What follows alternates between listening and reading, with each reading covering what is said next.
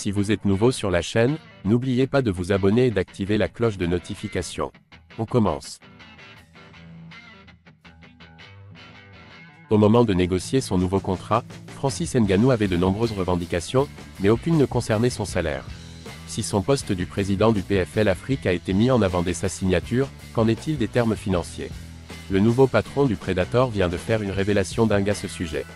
Francis Ngannou a toujours été clair suite à son départ de l'UFC, tout n'était pas qu'une question d'argent pour lui dans les négociations avec Dana White. Alors évidemment, il voulait une rémunération à la hauteur de sa production dans la cage, en adéquation avec tous les énormes chaos qu'il a pu mettre dans sa carrière, mais il ne jurait pas que par cela. La preuve, avant de partir définitivement, il a décidé de dire non à une offre qui aurait fait de lui le poids lourd le mieux payé de l'histoire, devant la légende John Jones.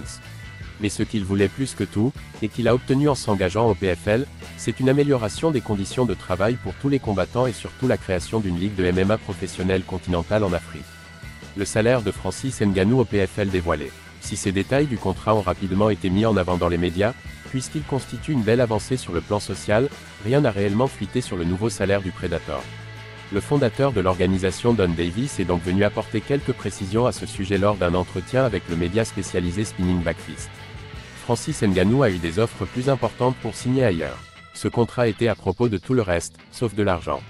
Il voulait être le président du PFL Afrique, il voulait un salaire garanti pour son futur adversaire, au moins $1 million. Nous lui avons proposé le même salaire qui était proposé par l'UFC.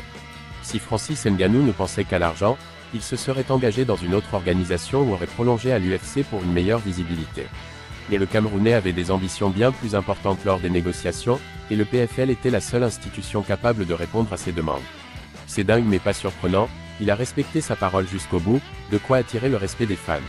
Et tous les fans se sont tournés contre lui parce que Dana White a mal parlé de lui, parce que John Jones a exploité un kickboxer, et le BKFC ONE Championship n'ont pas pu lui offrir une telle liberté. Jones a mis 3 ans pour monter en poids lourd et a obtenu un nouveau contrat quand Francis est parti. Je suis heureux qu'il ait eu ce qu'il voulait. À salaire égal, tous les combattants de la planète signeraient à l'UFC pour se frotter au meilleur et avoir le plus de visibilité.